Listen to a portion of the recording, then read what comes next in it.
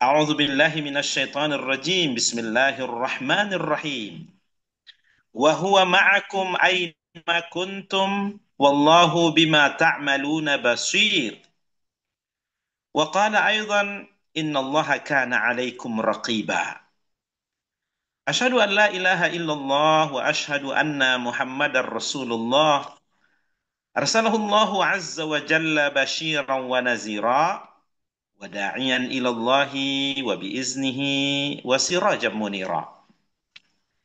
Yang sama-sama kita hormati Bapak Rektor Universitas Andalas dan seluruh jajaran para pejabat yang hadir, Bapak Ibu para dosen, hadirin dan hadirat sekalian, para pendengar dimanapun berada yang mudah-mudahan dimuliakan Allah Subhanahu wa Ta'ala. Segala pujian hanya milik Allah, dialah zat yang pantas, yang layak untuk kita puja dan puji. Karena pemberian Allah Subhanahu wa Ta'ala sungguh sangat luar biasa, termasuk nikmat kesehatan, nikmat kesempatan, nikmat kita bisa bertatap muka walaupun dalam daring seperti ini adalah karunia besar yang Allah titipkan pada kita. Bahkan Bapak Ibu sekalian, dapat dipastikan setiap hari itu nikmat Allah yang kita terima cenderung terus bertambah.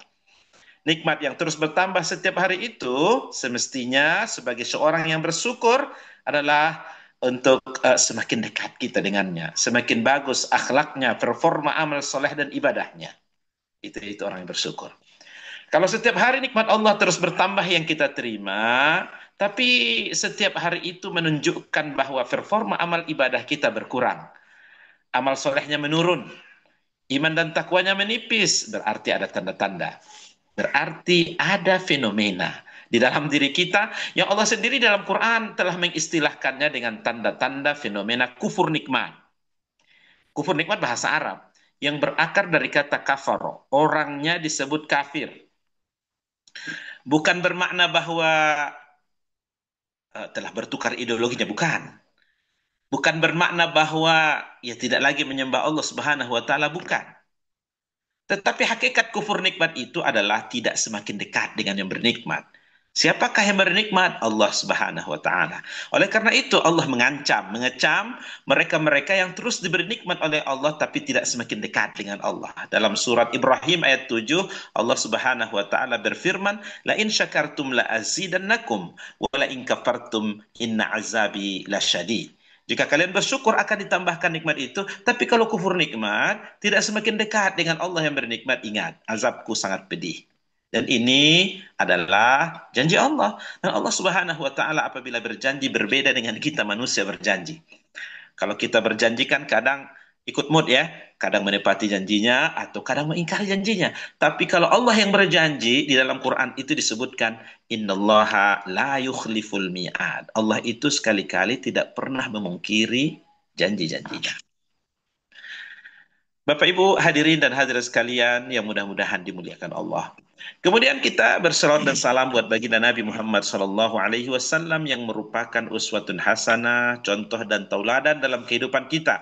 Nabi Muhammad itu ayah bagi putra-putrinya, bukan ayah sembarangan, ayah teladan.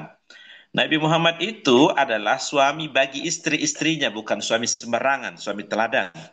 Nabi Muhammad itu ternyata pelaku bisnismen, pelaku ekonomi. Dari usia belia sudah ditunjukkan, diajarkan paman-pamannya untuk berniaga, bukan domestik dalam negeri Saudi Arabia, bahkan multinasional. Syam pada musim panas, ke Son'a, ke Yaman pada musim dingin. Syam itu dalam peta dunia sekarang meliputi 4 negara besar, Yordania, Palestina, Lebanon, dan juga Suriah yang sedang bergerak sekarang.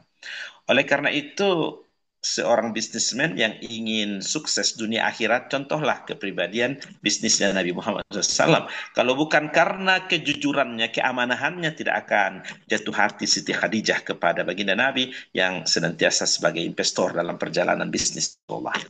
Nabi Muhammad itu pemimpin yang kepemimpinannya tidak hanya diapresiasi oleh sahabat-sahabatnya saja, tetapi justru dari musuh-musuh sekalipun memberikan apresiasi kepada baginda Nabi Muhammad. Cukuplah ketika Allah mengatakan di dalam firman-Nya, "Laqad kana lakum fi Rasulillahi uswatun hasanah." Sungguh terdapat pada diri Nabi Muhammad itu teladan yang terbaik. Wa innaka la'ala khuluqin azim. Sesungguhnya engkau wahai Muhammad sungguh berada pada akhlak, di atas akhlak yang maha agung. Allahumma salli ala Muhammad wa ala ali Muhammad. Bapak-bapak, ibu-ibu, hadirin dan hadirat sekalian, para pendengar dimanapun berada, yang mudah-mudahan dimuliakan Allah Subhanahu wa Ta'ala. Setiap kita yang hadir memastikan bersama kita ada niat yang tulus, niat yang ikhlas karena Allah, sehingga dengan ketulusan hati, keikhlasan jiwa-jiwa kita, duduknya kita di depan handphone dan kamera kita masing-masing akan dinilai sebagai ibadah. Ketulusan hati, keikhlasan jiwa-jiwa kita, niatnya lillahi ta'ala, insya Allah dampak dan efeknya setelah kajian ini selesai, akan mampu memperberat timbangan pahala amal soleh kita. Baginda Nabi pernah bersabda, innamal a'malu binniyat wa innamal likulli imri'in ma nawa. Setiap amal, setiap perbuatan kita sangat tergantung pada apa yang diniatkan oleh seseorang. Pastikan bahwa kita berada pada niat yang tulus ikhlas karena Allah. Bapak Ibu hadirin dan hadirat sekalian, para pendengar dimanapun berada, yang mudah-mudahan dimuliakan Allah. Topik pembahasan kita yang diamanahkan, mohon maaf saya tidak slide karena tadi terburu-buru karena belum teredit dengan rapi. Maka akan saya sampaikan apa yang tadi telah saya beberapa coretan-coretan dari beberapa buku yang saya referensi ya, rujuk tadi ya. Tentang tafsir Al-Quran dalam konteks masyarakat digital. Sebagaimana kita mengetahui bahwa ini Al-Quran adalah available, cocok pada setiap masa dan zaman atau waktu, di mana adalah merupakan kalamullah, omongan-omongan Allah Subhanahu wa taala yang diturunkan Allah Subhanahu wa taala melalui malaikat Jibril kepada Nabi Muhammad sallallahu alaihi wasallam. Ya, dan otentik beritanya dengan secara mutawatir, itu secara istilah ya. Mutawatir itu mungkin orang bersepakat untuk berbohong. Jadi disepakati bahwa apa yang disampaikan oleh Allah melalui malaikat ini kepada baginda Nabi Muhammad SAW tidak ada perubahan dari semenjak ada turunnya sampai sekarang ini. Ya, itu yang disebut mutawatir. Tidak mungkin orang berbohong terkait dengan berbohong terkait dengan apa yang disampaikan. Al-Quran terjamin keorisinalannya dari awal pertama turun sampai sekarang. Allah sendiri yang menjamin itu di dalam ayatnya, A'udzubillahi minasyaitonirrajim, Bismillahirrahmanirrahim. Inna nahnu nazzalna dzikra wa inna lahu lahafizun. Sesungguhnya kami yang menurunkan Al-Quran, kata Allah, kami juga yang menjaga, memelihara Al-Quran. Adapun tentang tafsir Al-Quran tentu dengan kaedah-kaedah yang disebutkan oleh para ulama merupakan interpretasi dari setiap ayat-ayat yang disampaikan. Ayat-ayat itu ada yang secara gamblang dapat dipahami ya dalam penafsirannya, dan kemudian juga ada yang perlu penjelasan, dan ini penjelasan sesuai kaedah-kaedah yang disepakati para ulama-ulama atau yang disebut dengan mufassirin atau ahli tafsir. Dan Bapak Ibu, saudara-saudara sekalian yang dimuliakan Allah Subhanahu wa taala, corak di dalam menafsirkan Al-Qur'an adalah dilatar belakangi oleh background dari para ahli tafsirnya. Ada yang cenderung kepada bahasa yang disebut dengan corak bahasa, ada yang cenderung dengan fikih, pada pembahasan ayat-ayat yang terkait dengan ulasan fikih, maka akan banyak sedikit banyaknya membahas terkait dengan fikih, ada yang terkait dengan filosof atau falsafah, akan seperti demikian.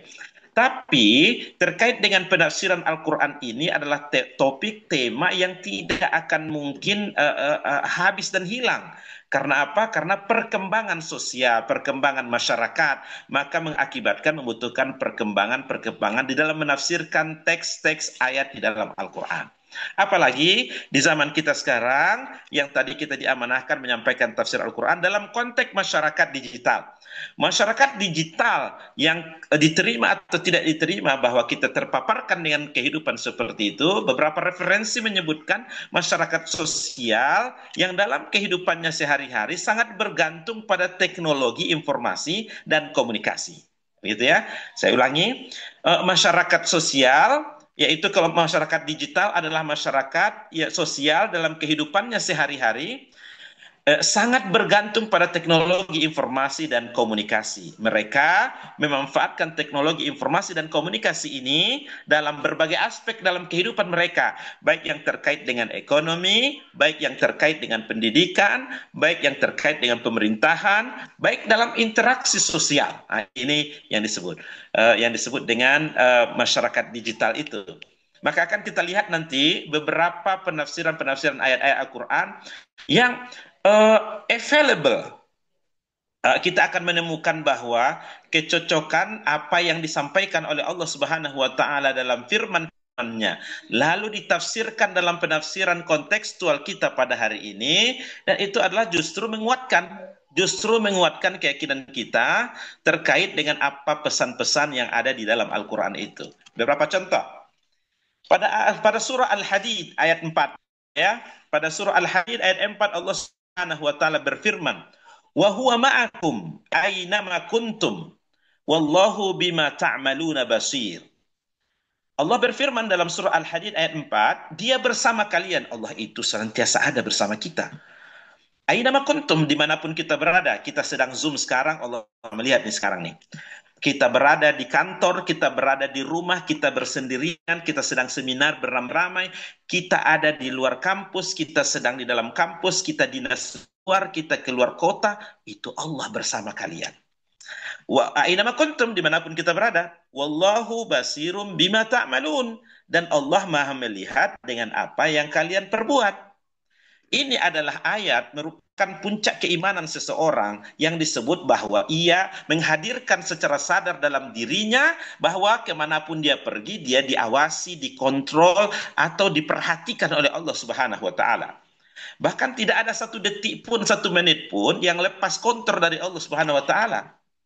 Oleh karena itu Bapak Ibu hadirin dan hadir para pendengar dimanapun berada yang dimuliakan Allah Subhanahu Wa Taala, dalam kehidupan kita sekarang dunia media sosial dengan digital itu kan lebih cenderung terrekod, tertulis, atau apa namanya, ya apa kata teman-teman bahwa jejak digital itu sungguh sangat luar biasa. Seorang bupati misalnya, contoh ya, tidak sebutkan di mana bupatinya, seorang kepala daerah tertentu lalu ia menaikkan pajak ke masyarakatnya, pajak PBB 250%.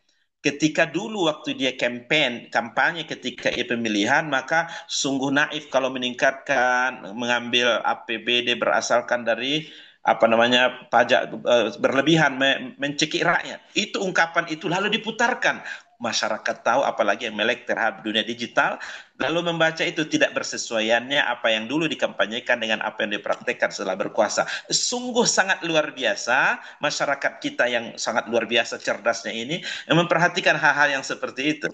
Itu baru sistem dalam kehidupan kita di dunia dengan masyarakat digital yang melek dengan media yang terrekod selama ini. Dan Allah Subhanahu wa Ta'ala punya kemampuan untuk merekod itu dari A sampai Z, dari semenjak kita tiada, dan itu rekaman akan terekam sangat pasti sampai kepada hari akhirat. Bahkan nanti apabila ingin diputarkan dari peristiwa-peristiwa yang kita alami itu, maka sangat mudah bagi Allah Subhanahu wa Ta'ala. Ini yang saya katakan bahwa perkembangan media sosial, perkembangan masyarakat digital yang adalah semuanya terrekod dengan rapi, mengingatkan kita satu hal bahwa apa yang kita imani dan kita yakini bahwa Allah itu maha melihat, maha memantau, tidak pernah tidur, bahkan ngantuk sekejap pun tidak pernah untuk memperhatikan amal, perbuatan, aktivitas, gerak-gerik hati, bahkan manusia, maka menguatkan kita dengan perkembangan teknologi zaman ini. Ini mengingatkan kita supaya senantiasa apa yang dalam agama disebut muraqabatullah, merasa senantiasa diawasi oleh Allah Subhanahu wa Ta'ala.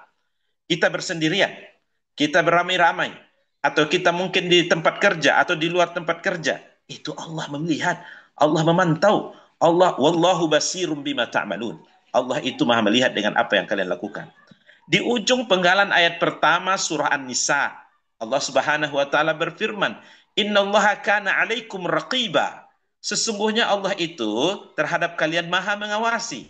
Kata raqiba itu artinya adalah mengontrol, mengawasi, melihat dengan seksama. Tidak ada satu menit pun, satu detik pun yang luput dari pantauan Allah Subhanahu wa Ta'ala. Dalam bahasa agama kita, ini disebut muraqabatullah. Allah Subhanahu wa Ta'ala punya sifat. Dari 99 nama-nama sifat-sifat Allah itu, ada satunya namanya Ar-Raqib. Ar-Raqib yang bermakna maha mengawasi, maha mengontrol. Kalaulah setiap kita Bapak Ibu sekalian, bahwa di dalam hatinya secara sadar, kemanapun ia pergi, kemanapun dia berangkat, dimanapun posisinya, bahwa ia sadar bahwa diperhatikan oleh Allah Subhanahu wa Ta'ala, maka ia akan menjadi seorang yang sangat luar biasa. Dan puncak dari keimanan itu memang demikian. Hadirnya kesadaran bahwa ia diawasi oleh Allah Subhanahu wa taala akan melahirkan bahwa ia akan melakukan sesuatu pekerjaannya dengan profesional. Dia tidak akan melakukan kecurangan kalau kesempatan tidak berada di kawasan yang ada bos di sana, ada pimpinan di sana, ada atasannya di sana. Muraqabatullah mengingatkan kita bahwa semuanya tercatat dengan rapi. Bagaimanakah ilmu Allah Subhanahu wa taala kepada kita Bapak Ibu sekalian? Kita kan mengetahui apa yang sedang terjadi. Kita lagi zoom sekarang. Kita mengetahui apa yang sudah terjadi. Yang bahkan yang sudah terjadi saja terkadang kita lupa. Tapi jangan lupa, Allah Subhanahu wa taala punya catatan itu, punya record itu dengan baik dan sempurna. Bahkan di antara kita mungkin Bapak Ibu pernah tidak menyimpan sesuatu yang karena terlalu sangat rahasianya, karena terlalu sangat bersangatan menyimpannya di tempat yang sangat tersuruh gitu, maka lupa 1, 2, 3, 4 hari, 1 pekan, 2 pekan lupa. Dan nanti ketahuannya sudah 1 bulan. Kalau buah yang disimpan mungkin itu sudah busuk, baru ingat gitu ya. Allah Subhanahu wa taala tidak pernah luput dari itu semua. Kalau kita manusia punya sifat itu. Bahkan yang sudah kita alami pun kita tidak tahu.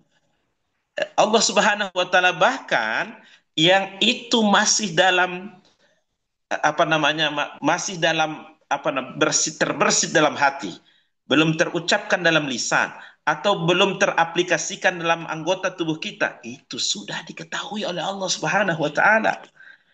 Ya, sudah diketahui oleh Allah Subhanahu wa taala. Ya, kita paling mengetahui apa yang sudah terjadi, apa yang terjadi ya, yang sudah terjadi pun kadang kita lupa. Bahkan ada ulama yang memberikan analogi yang sangat luar biasa saya rasa ketika menganalogikan bagaimanakah ilmu Allah itu kepada kita.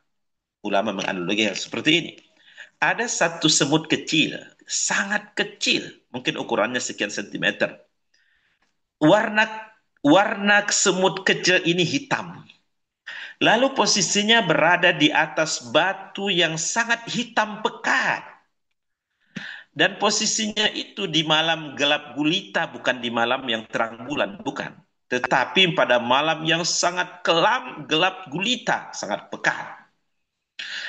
Semut kecil, warna hitam, di atas batu yang sangat hitam, di kegelapan malam yang sangat luar biasa gelap gulita.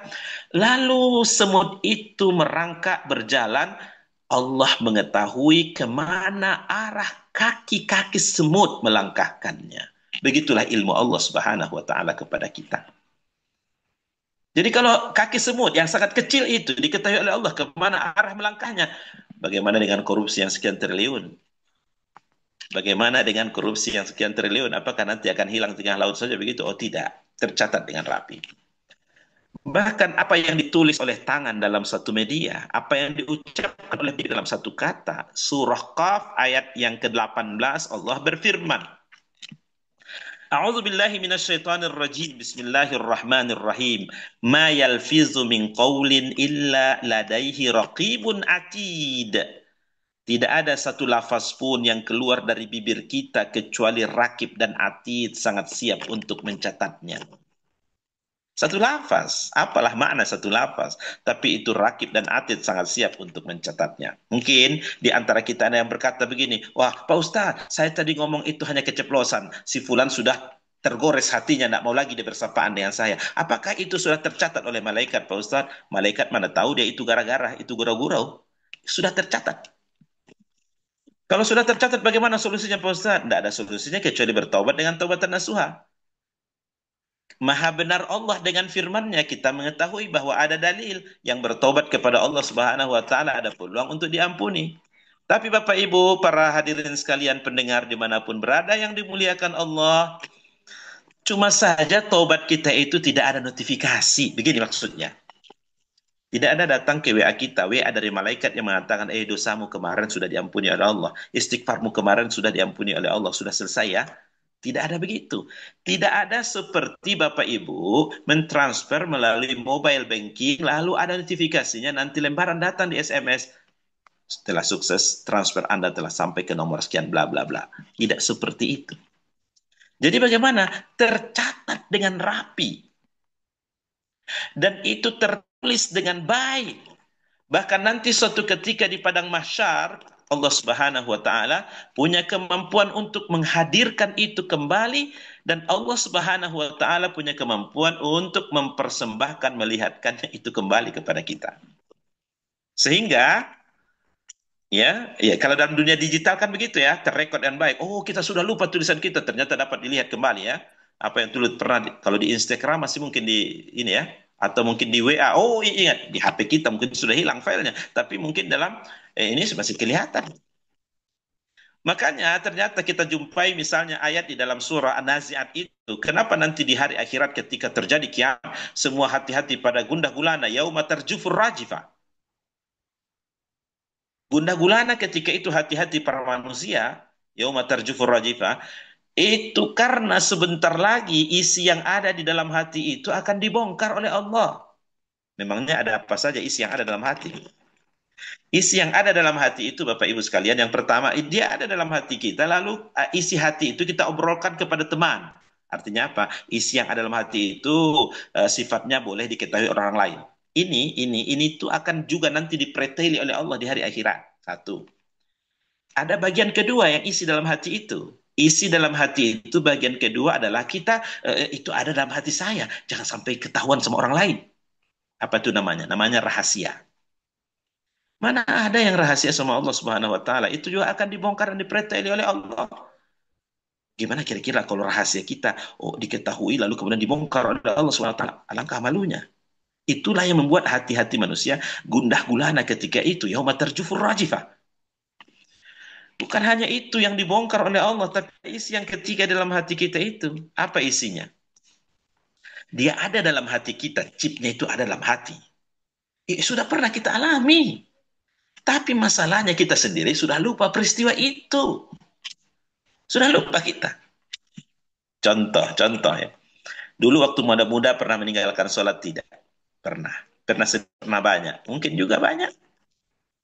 Oke, yang banyak itu coba kita data. Agak 4-5 data, coba berikan tanggal berapa, bulan berapa, tahun berapa waktu itu sholatnya maghrib, isya atau subuh atau asar. Wah, kalau sudah begitu, Anda sudah mulai lupa. Yang penting banyak sih, tapi detailnya kapan sholat apanya sudah nggak ingat. Nah, itu kita sendiri sudah lupa peristiwanya. Padahal udah kita alami itu. Itu ada di dalam hati kita itu. Ternyata Rakib dan Atid itu Allah punya catatan file yang tidak pernah error, filenya ada tersimpan rapi dalam kitab Sijin namanya itu ya, dalam surah Nazi'at itu. Kalau kalau salat, mungkin juga dulu pernah waktu di kantin SMP. Waktu di kantin SMP masih muda-muda, pernah makan bakwan 3, bayar baru 2. Wah, hampir-hampir lupa tuh Pak Ustadz. Tapi kayaknya ada pernah. Itu yang kita sendiri sudah lupa peristiwanya, itu terrekod dan tercatat di sisi Allah Subhanahu wa taala. Bapak Ibu hadirin sekalian yang dimuliakan Allah, kalau bakwan itu mungkin agak besar ya, tapi kalau salalawak ini agak kecil nih. Di zaman Bapak Ibu masih kan anak-anak mungkin berapa kalau di Pariaman ya, 1.000 atau 2.000, mungkin 200 ya, 500 lebih, Allah alam. Ini ketika sudah dimakan 10 biji, ketika mau bayar sudah mulai lupa apakah tadi termakan 5 atau 7 ya. Padahal yang dimakan 10. Itu ada catatannya, ada rekodnya. Jadi ketika kita memahami masyarakat digital dengan berbagai record yang tertulis sedemikian rupa, maka ayat-ayat yang menunjukkan di dalam Quran terkait amalan kita, perbuatan kita tercatat dengan rapi, menguatkan keyakinan kita bahwa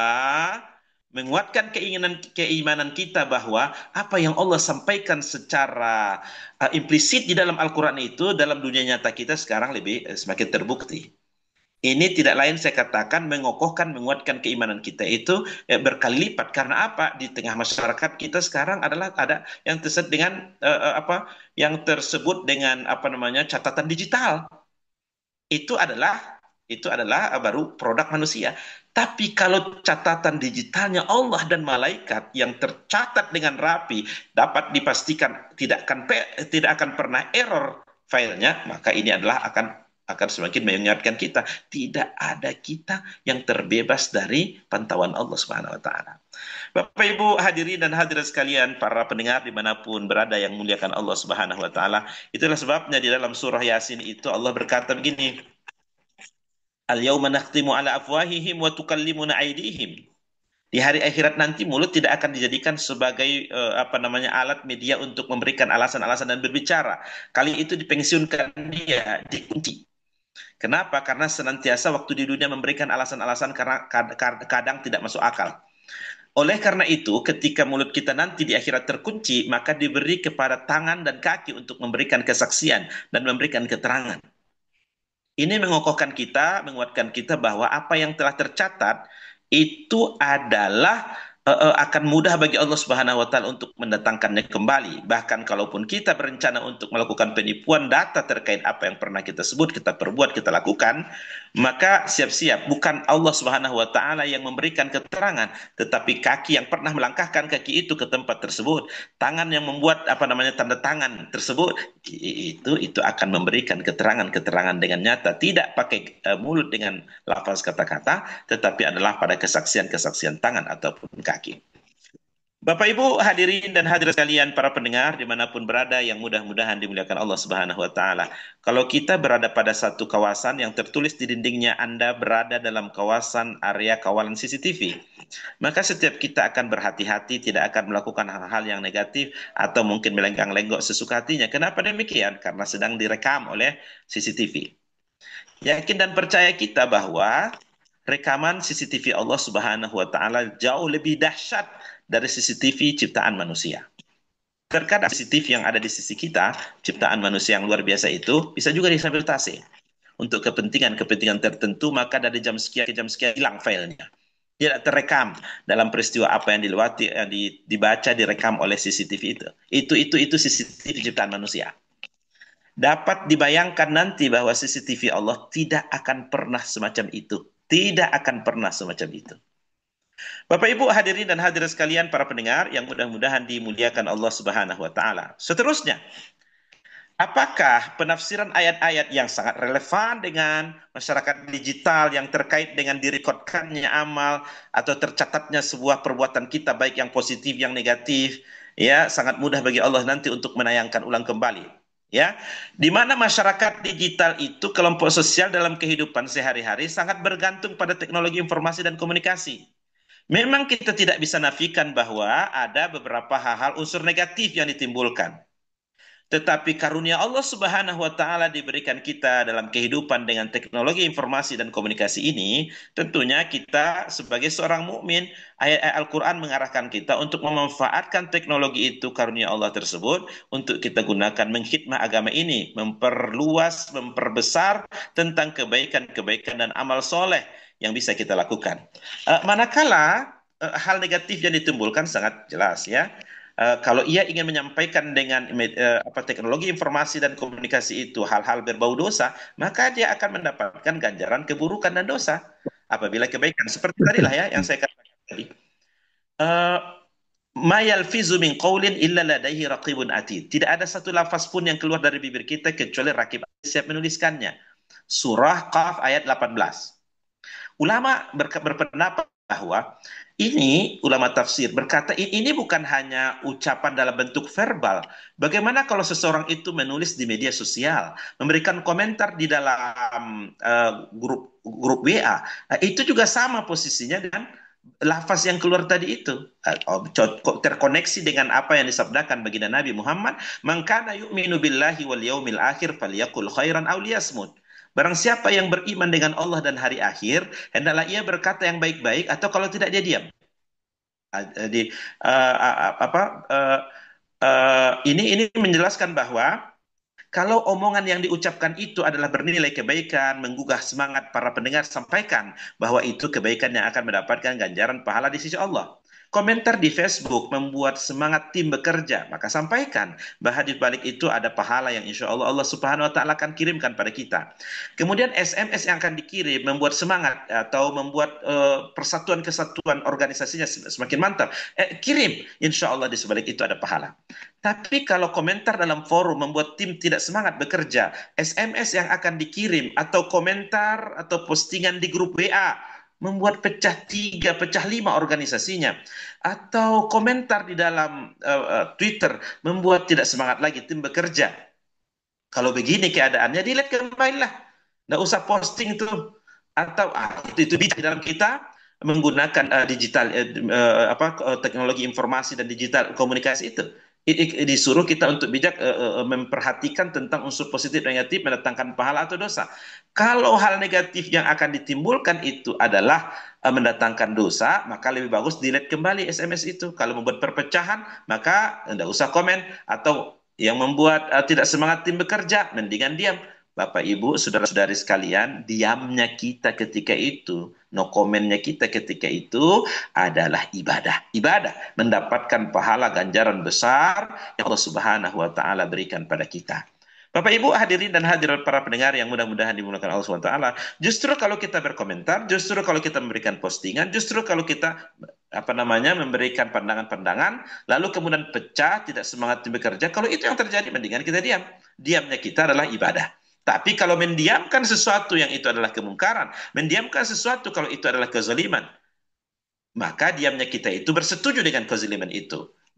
Minimal kata para ulama dulu di zaman Bani Israel itu disebutkan begini, bahwa ada orang yang melanggar aturan, yaitu pergi ke laut di hari Sabtu. Berdosa kan? Salah. Lalu ada kelompok yang kedua yang mereka melarang ini. Janganlah pergi ke hari Sabtu ke laut karena itu akan kemungkaran yang akan Allah berikan, Allah murka pada kita. Posisi orang kedua ini adalah orang melakukan amar ma'ruf nahi mungkar, posisi yang positif. Tapi ada kelompok yang ketiga. Kelompok yang ketiga di dalam Al-Quran Bani Israel itu disebutkan bahwa ada orang yang melarang orang melarang tadi itu. Ini adalah orang negatif ya. Kata mereka kepada yang melarang tadi, ngapain kalian larang mereka itu untuk pergi ke laut dari Sabtu? Kalian larang mereka, tidak kalian larang mereka, tetap saja mereka di hari Sabtu untuk pergi ke laut. Mendingan diam saja di sini, nggak capek-capek dan tidak keluar energi. Apa kata kelompok yang kedua yang melarang ini? Minimal kami ada alasan di hadapan Allah Subhanahu wa taala bahwa kami telah melakukan amar ma'ruf nahi mungkar. Bapak Ibu, saudara-saudari sekalian yang dimuliakan Allah Subhanahu wa taala, seringkali teknologi informasi dan komunikasi mengantarkan orang berjarak itu ketika tidak bijak dalam menggunakannya. Tetapi ayat-ayat di dalam Al-Qur'an yang cenderung adalah melihatnya positif, maka dipergunakan teknologi karunia Allah Subhanahu wa taala ini untuk mendekatkan diri kita kepada Allah Subhanahu wa taala, bukan justru menjauhkan kita dari Allah Subhanahu wa taala. Bapak Ibu, saudara-saudara hadirin sidang jemaah pengajian yang mudah-mudahan dimuliakan Allah Subhanahu wa taala. Sangat bergantung pada teknologi informasi dan komunikasi karena efektivitasnya.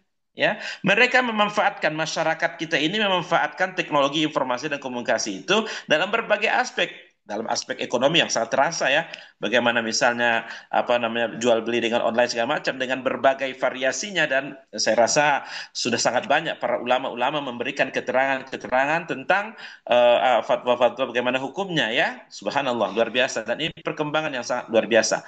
Tentu ada positif, tentu ada negatif, dan itu semua ada term and condition, ada terma dan syarat yang harus dipenuhi supaya tidak ada yang tercurangi, supaya tidak ada penipuan dan segala macam. Ayat-ayat di dalam Al-Quran adalah datang hadir dalam hal-hal prinsip umum seperti demikian. Apa itu? Tidak melakukan kecurangan, tidak ada orang-orang yang terzalimi. Seperti dalam jual beli, Allah berfirman, ahallallahu al-bai'a wa harramar riba. Allah menghalalkan jual beli, tapi kalau soal riba adalah jelas diharamkan oleh Allah Subhanahu wa taala.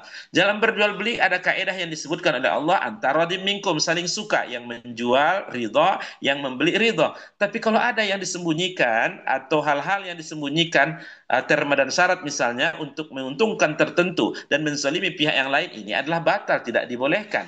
Hal-hal seperti ini menjadi kaidah yang sangat penting di dalam bermuamalah. Bapak Ibu, saudara-saudara hadirin yang mudah-mudahan dimuliakan Allah Subhanahu wa taala, tetapi kehadiran teknologi informasi dan komunikasi itu adalah mengantarkan kepada kita kemudahan-kemudahan, dan bahkan justru adalah kita untuk memberikan pelayanan kita di dalam agama, dalam beribadah kepada Allah Subhanahu wa taala. Mungkin 20, 30, 40, 100 tahun, 200, 300 tahun yang lalu tidak terbayang oleh ulama-ulama fikih bahwa kita akan memberikan infak sedekah dengan QR atau pakai ini tertentu ya, pakai kode tertentu dari handphone kita, tidak berinteraksi dengan uang atau tidak berinteraksi dengan barang berharga tertentu, ya. Tetapi ini adalah dibolehkan dalam agama karena ini adalah dengan terma dan syarat yang tadi telah kita sebutkan.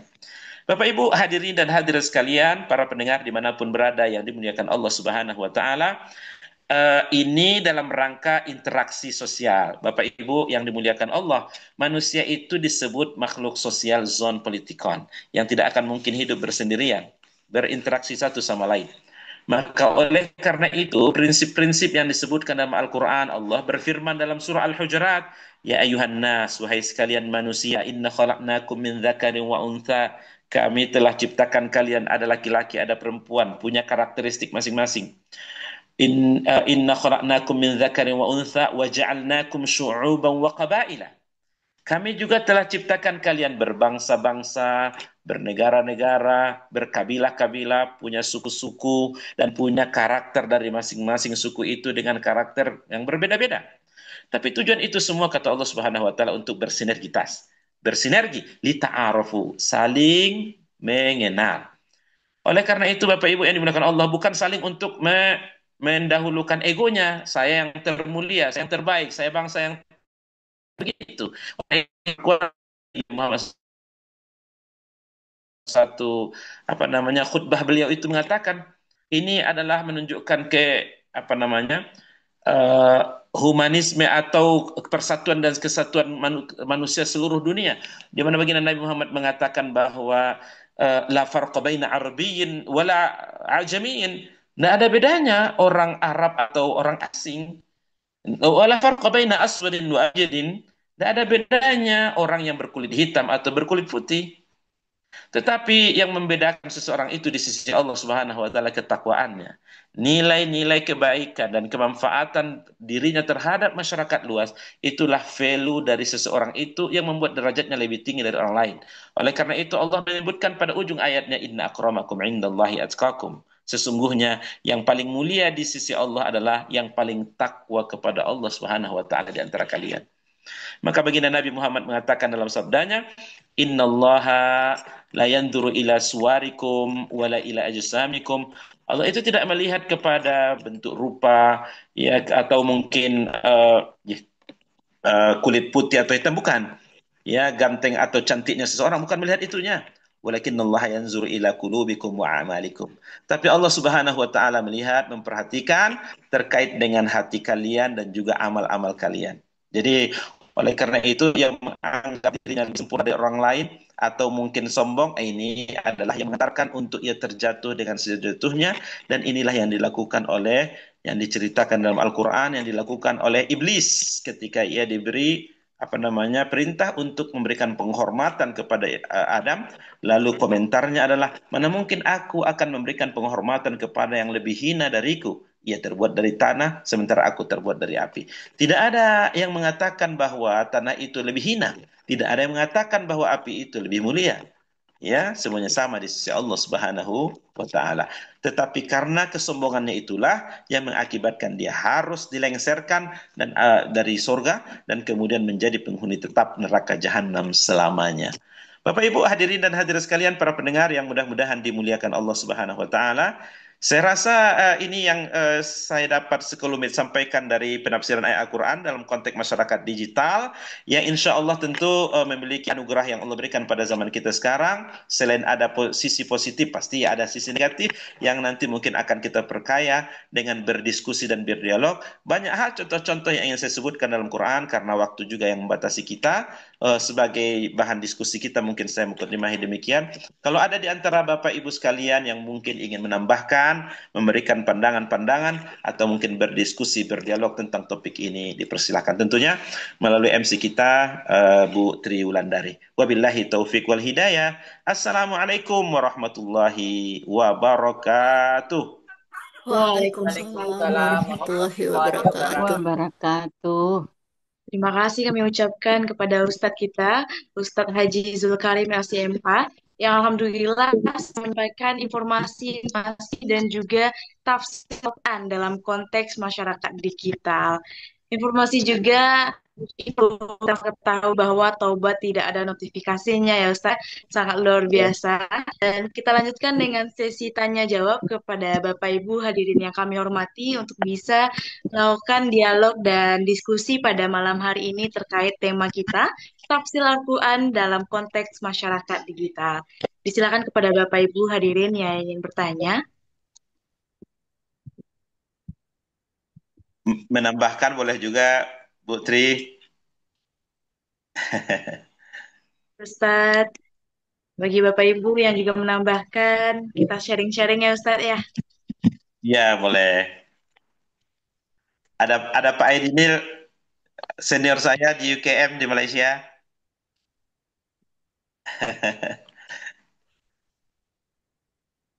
Baik, Bapak Ibu, apakah ada pertanyaan terkait pengajian Rabuanunan mengaji terkait dengan tafsir Al-Quran dalam konteks masyarakat digital? Silahkan.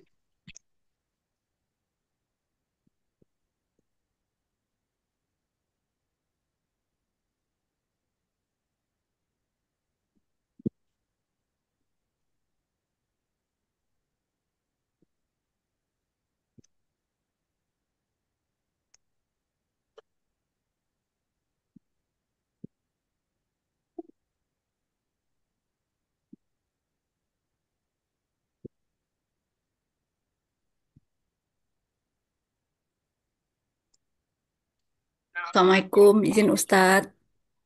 Waalaikumsalam, Ibu. Oh, Eh, Bismillahirrahmanirrahim. Assalamualaikum warahmatullahi wabarakatuh. kata. Perkenalkan Ustadz, saya Sari. Eh, Begini Ustadz, tadi Ustadz menyampaikan bahwa di era digital semuanya terrecord gitu ya Pak Ustadz ya. Ya, Eh, Bu.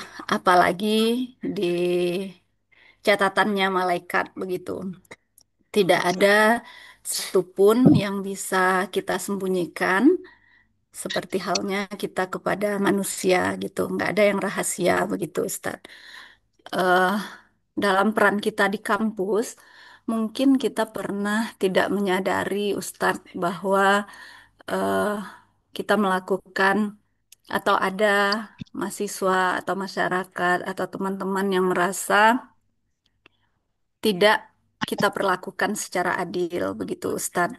Tapi itu tidak kita sengaja kata kita ya Pak Ustadz, tapi kan sebenarnya eh, CCTV-nya Allah bekerja, yang nggak ada yang tersembunyi dari catatan itu, nggak ada yang bisa kita matikan CCTV-nya ketika kita nggak ingin itu direcord begitu Ustadz.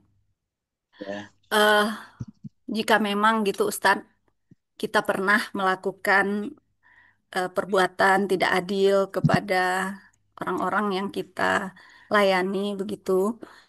eh, Kan kita nggak bisa menghapus CCTV-nya begitu Ustadz, nggak bisa juga ada antivirus gitu sehingga kemudian catatannya hilang gitu. eh Selain tobat nasuha, apakah eh, kita perlu minta maaf kepada orang-orang itu?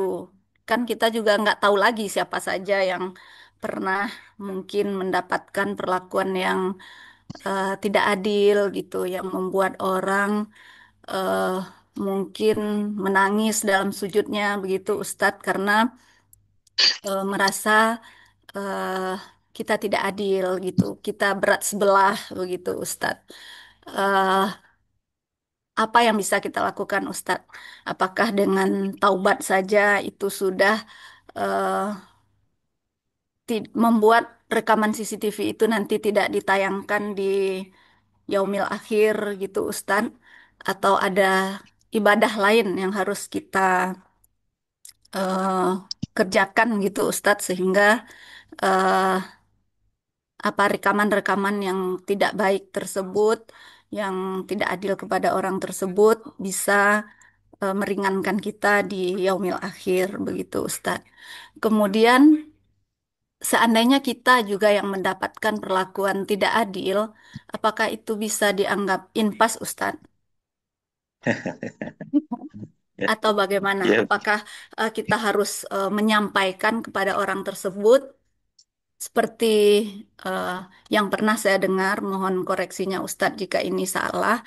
Kalau ada hutang, kita harus minta kepada orang begitu ya Pak Ustadz. Dan jika ada kita merasa diperlakukan tidak adil, apakah kita harus menyampaikan atau apakah sama begitu Ustadz? Harus kita sampaikan sehingga orang yang melakukan tersebut merasa bahwa dia telah berlaku tidak adil ke kita atau bagaimana Ustadz? Itu Ya, aja. Bu. Terima kasih Ustadz. Baik, terima kasih Baik, kepada Ibu Sari. Alhamdulillah Ustadz, pertanyaan yang sangat luar biasa ya Ustadz. Mohon izin untuk bisa bantu jawab Ustadz. Silahkan. langsung dijawab ya Bu Tri ya, karena takut kalau dikumpulin lupa. Ah, itu biasanya. Langsung kita Siap jawab Ustadz. ya. Iya. Cukupan waktu kita. Bu Tri, dilihat juga di mana tahu ada yang membuat pertanyaan di kolom chat ya, Bu Tri. Baik Oke. Ustadz. Baik, terima kasih Ibu yang bertanya, Masya Allah luar biasa. Eh, tidak perlu saya ulas pertanyaannya, tapi saya ingin sampaikan begini, Bapak Ibu hadirin hadirat sekalian, beliau yang bertanya, tapi jawabannya ini untuk kita semua. Eh, hak prerogatif Allah ini yang kita tidak bisa otak-atik ya. Sama seperti tadi, memang ada ayatnya di dalam Quran bahwa dengan kita bertaubat itu dihapuskan dosa-dosa, kok tadi bisa hilang, ada ayatnya. Cuma sudah dihapus atau di-delete atau belum, itu nggak ada notifikasinya. Itu memang dari awal tadi sudah kita sebutkan. Referensi untuk mengetahui ini, Pak, Bu, tidak ada cara lain kecuali apa yang diterangkan oleh Allah sendiri di dalam ayat-ayatnya, atau ada sabda-sabda dari Rasulullah yang menerangkan tentang hal ini. Karena ini terkait sangat dengan hal-hal yang ghaibiyat. Urusan-urusan akhirat, urusan-urusan kiamat, urusan surga, urusan neraka. Tapi beberapa jawaban saya ini yang terangkum dalam beberapa ayat-ayat. Begini Bapak Ibu, setiap apapun kesalahan kita maka cara erase atau untuk mendelete-nya memang bertaubat. Itu memang ada ayatnya. Ya ayyuhalladzina amanu tubu ilallahi taubatan nasuha, ya kan? Bertaubat kita kepada Allah, mudah-mudahan apapun kesalahan kita diampuni. Itu referensi umum lah yang kita baca di dalam ayat Quran. Tapi Bapak Ibu, ada yang berpendapat begini di antara ulama tafsir. Dosa-dosa itu secara sumber ada dua. Satu, antara kita dengan Allah. Misalnya kita nggak sholat, itu kan kita melanggar perintah Allah, nggak puasa pada bulan Ramadan. Dengan bertobat kepada Allah, dengan taubatan nasuha, menyesali perbuatan itu, bertekad tidak lagi mengulanginya, lalu mengiringinya dengan amal-amal soleh berikutnya, insya Allah, itu dalam keyakinan kita, Allah ampuni. Allah ampuni. Itu ya. Tapi ada garis besar yang kedua, dosa-dosa itu bukan sumbernya dari Allah, tetapi antar sesama kita. Sesama kita itu tadi yang dicontoh-contohkan oleh ibu kita tadi. Ada mungkin kita terzolimi, kita dizolimi, ada uangnya dulu kita pinjam pas nggak kelupaan karena yang pinjam itu cuma sedikit, lalu lupanya udah sampai nggak ingat lagi gitu. Ada ulama berkata begini, kalau antar kita sesama manusia karena kezaliman ada barang atau segala macam hutang piutang, itu nggak selesai dengan istighfar saja bertobat kepada Allah. Makanya di dalam agama kita disyariatkan untuk minta maaf atau maafkan orang itu. Nah, begitu kan? Minta maaf. Jadi ada syariat di dalam agama untuk meminta maaf kepada orang yang kita zalimi. Atau kita halalkan. Saya dulu berutang, saya maafkan deh. Nggak usah menjadi beban bagi dia kalau dia meninggal. Itu kan kita memaafkan orang lain. Maka dalam poin yang kedua ini ada ulama berkata, wa yukaffir ankum min sayyiatikum, Allah akan ampuni dari dosa-dosa mereka. Itu ada min, itu namanya min lit tab'id. Apa itu artinya? Itu yang diampuni sebagian, yang urusan Allah, yang urusan dengan Allah saja yang diampuni dengan bertobat itu. Kalau urusannya dengan manusia, ada ulama tafsir berkata, ya Allah nggak mau ikut campur ya. Maka Allah nggak mau ikut campur itu urusan kalian itu. Maka selesaikan. Bagaimana caranya disyariatkan dalam agama? Minta maaf atau maafkan dia. Kalau kita dalam pihak yang terzalimi, udah maafin yang menzalimi itu. Bapak Ibu yang dimuliakan Allah Subhanahu wa taala, dan dalil ini itu terbukti kalau kita meninggal dunia lalu sudah dikafankan mau dibawa lagi ke kuburan, maka keluarganya ahli baitnya berkata, Bapak Ibu yang selama ini berinteraksi dengan almarhum almarhumah, boleh nggak kita maafkan apa kesalahan? Boleh insya Allah. Tapi kan ada ujungnya itu Bapak Ibu. Ujungnya itu apa? Bapak Ibu hadirin sekalian, kami dari ahli waris ingin menyampaikan kalau ada hutang piutang almarhum yang mungkin belum terselesaikan dalam hidupnya, maka kami ahli waris, sianu nomor WA sekian. Ya, maka bolehlah setelah ini menghubungi kami tentunya dengan data-data yang otentik, dengan bukti-bukti yang terukur dan jelas, kan gitu ya. Makanya Bapak Ibu dalam soal kita hutang berhutang, ayat terpanjang di dunia dan itu satu-satunya ayat yang full penuh dari ujung ke bawah, dari atas ke bawah satu halaman penuh, ayat 282 surah Al-Baqarah yang itu isinya tentang hutang piutang. Catat. Dengan catatan itu tidak merepotkan ahli waris setelah ia wafat. Terkadang Bapak Ibu yang sebelumnya adalah hutang piutang, maka ada yang menganggap oh enggak utang tuh. Sehingga terjadi perseteruan akhirnya berujung ke meja pengadilan. Atau sebaliknya, yang adalah ia berhutangnya cuma sekian karena diada-adakan sehingga menambah sekian-sekian karena dianggap ahli waris itu orang berada. Ini juga menzalimi orang lain, nggak tepat juga. Makanya pencatatan. Cuma terkadang Bapak Ibu, kita ini yang kadang-kala begini. Allah, masa dicatat aja sebanyak itu? Kita ini sudah berteman dari semenjak SMP. Ini bukan soal berteman ini. Karena pertemanan itu bisa saja suatu waktu akan terjadi clash yang kemudian yang tadinya perai ini jadi hutang, ada cuma begitu. Makanya apa yang diatur oleh Allah dalam Quran ada unsur positif dan memberikan manfaat kepada kita yang ditinggalkan. Bapak Ibu yang dimuliakan Allah, sebagai poinnya apa yang ditanyakan Ibu kita tadi, memang Bu tidak ada cara lain kecuali kita bertobat kepada Allah, walaupun tadi ada yang berpendapat itu tobat aja nggak bisa karena ini urusannya dengan orang, minta maaf atau kita memaafkan. Kita jumpa, Ustadz, orangnya sudah meninggal waktu COVID kemarin. Tempat kita beli bakwan itu, dia sudah pindah ke Jakarta. Tempat kita beli bakwan yang dulu beli salalawak tadi, udah. Bapak Ibu yang dimuliakan Allah Subhanahu wa taala, kalau hal-hal di luar dari jangkauan kita tidak ada cara lain kecuali setelah kita bertaubat dengan taubatan nasuha, kita mengiringinya dengan amal-amal soleh berikutnya. Banyak bersedekah, banyak memberikan kebaikan. Mudah-mudahan itu menutupi keburukan-keburukan kita tadi. Ada ayatnya begini Bapak Ibu. Innal hasanati yuzhibna sayiat. Sungguhnya kebaikan-kebaikan yang kita lakukan itu akan mampu menghapuskan keburukan-keburukan yang pernah kita lakukan. Allahu a'lam. Boleh menambahkan Bapak Ibu yang lain barangkali yang mungkin ada dalil-dalil ayat-ayat yang lain yang bisa memperkuat apa yang kita sampaikan. Allahu a'lam. Saya kembalikan pada Putri.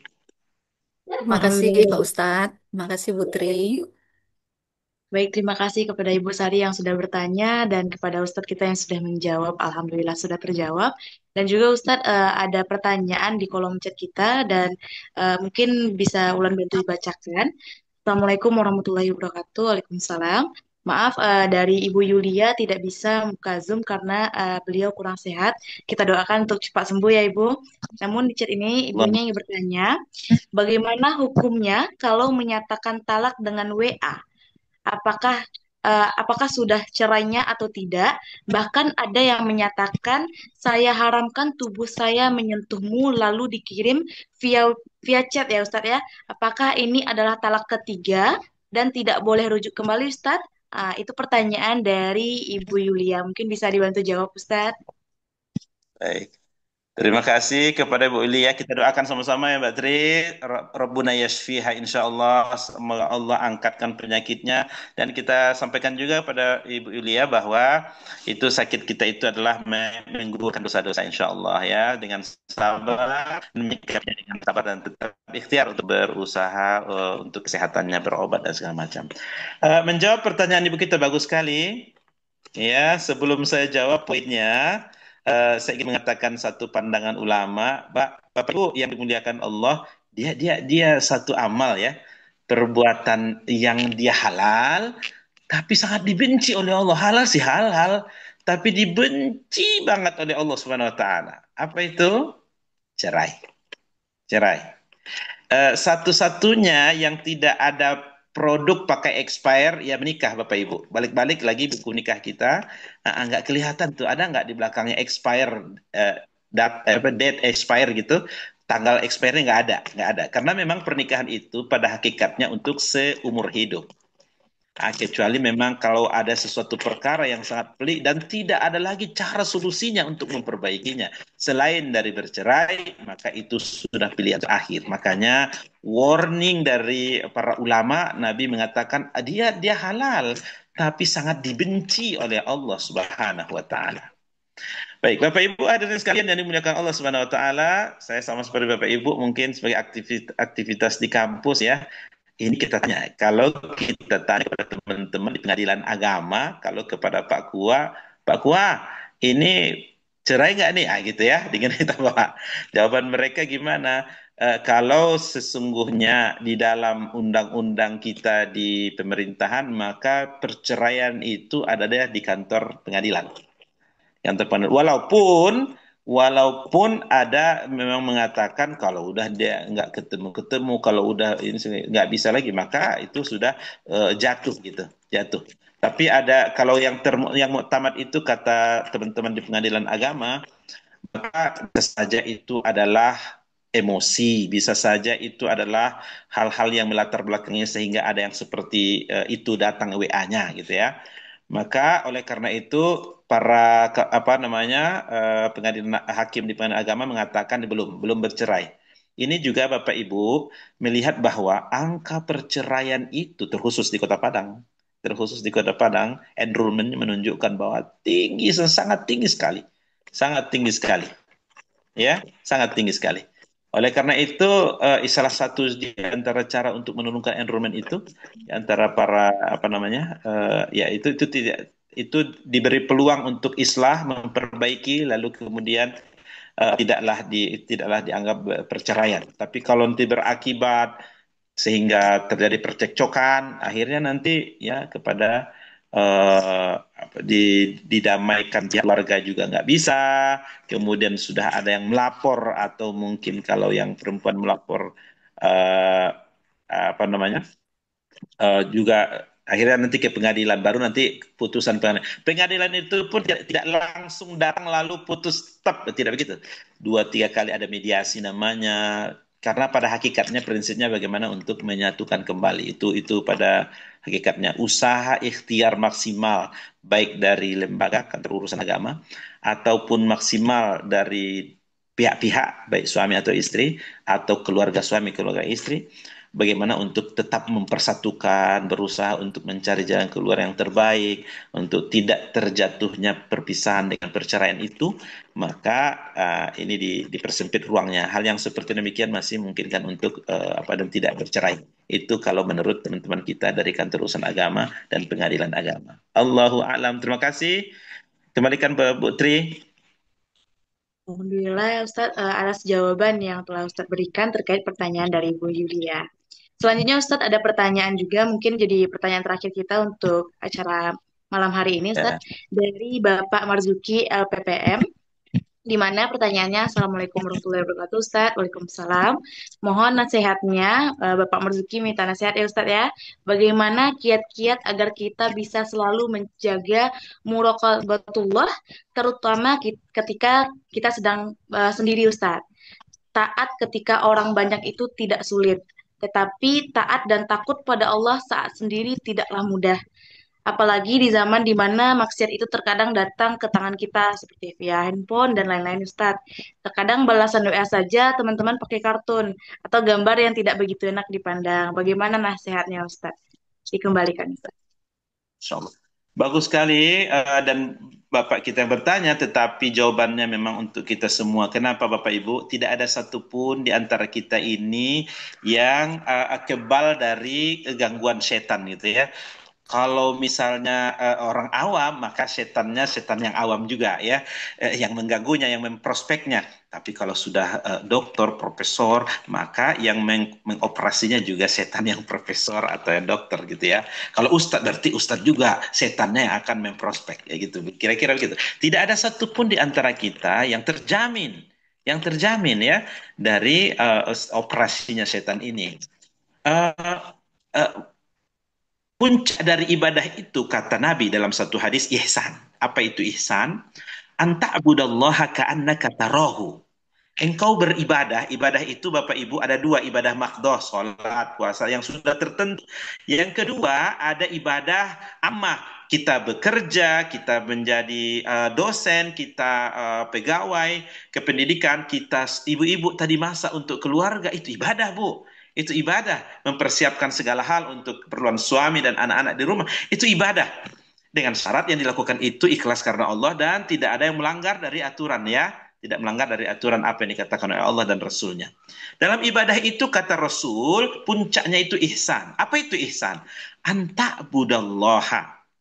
Bahwa kamu menyembah Allah itu, baik tadi ibadah yang ammah ataupun ibadah yang mahdoh, karena kata rohu, seolah-olah kamu sedang melihat Allah Subhanahu wa Ta'ala. Gimana caranya itu ya? Gimana caranya? Nabi menunjukkan kalau keimanan kita nggak bisa selevel itu, ada cara yang kedua. Fa in lam takun tarahu fa innahu yaraka.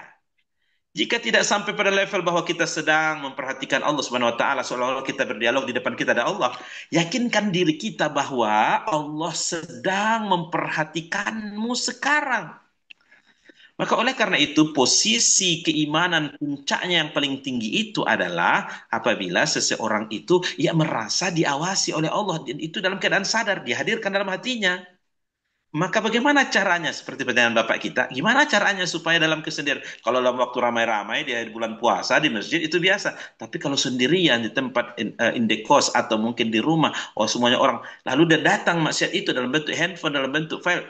Bapak Ibu yang dimuliakan Allah, ingat lagi, putarkan lagi apa yang direkamkan pada video ini. Allah sedang memperhatikanmu sekarang. Baca lagi surah Al-Hadid ayat 4. Wa huwa ma'akum. Allah itu bersama kalian sekarang, dimanapun kalian berada. Wallahu basirum bima ta'malun. Allah sedang memperhatikan apa yang kalian lakukan. Tercatat, terrekod, tidak pernah luput dalam pantauan Allah Subhanahu wa Ta'ala. Kalau kita ada hadir itu dalam perasaan kita, bukankah kita malu di hadapan Allah? Sebagaimana kita malu di hadapan orang banyak melihat kita bermaksiat kepadanya. Treatment ini dicoba, diulangi, dihadirkan terus, baru dia bisa menjadi karakter. Yang disebut mengkarakter itu satu perbuatan yang dilakukan berulang-ulang. Treatment itu kita cobakan terus. Sehingga itulah yang disebut dengan habit atau karakter. Allahu a'lam bishawab. Itu Putri, Allahu a'lam bishawab. Mungkin Bapak Ibu hadirin yang kami hormati, selanjutnya marilah kita dengarkan closing statement dari Ustadz kita, Bapak Haji Zulkarim LCMA. Kami persilakan Ustadz. Selanjutnya marilah kita dengarkan closing statement dari Ustadz kita, Bapak Haji Zulkarim LCMA. Kami persilakan Ustadz. Bapak Ibu hadirin dan hadirat para pendengar dimanapun berada yang mudah-mudahan dimuliakan Allah Subhanahu wa Ta'ala. Nilai-nilai yang ada di dalam Al-Quran dalam bentuk penafsirannya itu adalah sangat bertabur sebagaimana biara yang ketika semakin dalam maka mutiara baik. Dalam kehidupan dunia, dalam konteks masyarakat digital, mengingatkan kita, menguatkan kita dengan prinsip tercatat dan itu sudah dikatakan oleh Allah dari semenjak bahwa amal perbuatan kita, apapun kegiatan aktivitas kita, bahkan terbersit dalam hati semuanya sudah direkodkan dan diketahui oleh Allah Subhanahu wa Ta'ala. Penguatan kepada kita bahwa tidak ada kita yang luput dari pantauan Allah Subhanahu wa Ta'ala. Ingat, seluruh apa yang kita ucapkan tercatat. Ingat bahwa karena tidak ada orang yang memperhatikan kita, lalu dengan serta-merta kita melakukan kecurangan dan keburukan, sementara kita dipantau, dilihat oleh Allah. Tidakkah kita malu di hadapan Allah berbuat maksiat dan dosa, sebagaimana kita dilihat oleh orang ramai, masyarakat umum dalam berbuat keburukan atau kemaksiatan. Terakhir kita renungkan satu sabda dari Nabi Muhammad yang mengatakan, alaikum bisidqi, hendaklah kalian jujur, fa inna sidqa yahdi ilal bir, karena kejujuran, kebaikan yang kita lakukan akan mengantarkan kebaikan-kebaikan, mempesona, dan kebaikan-kebaikan dari kejujuran Bapak Ibu sekalian akan mempermulus jalan kita ke surga. Wa annal birra yahdi ilal jannah. Tapi sebaliknya Bapak Ibu sekalian, kalau kita berbohong, kalau kita curang, kalau kita menipu, tidak menghadirkan Allah dalam setiap aktivitas kita. Alaikum bil kizbi. Iyyakum bil kizbi. Kata Nabi, jauhkan berbohong, jauhkan menipu, jauhkan pura-pura.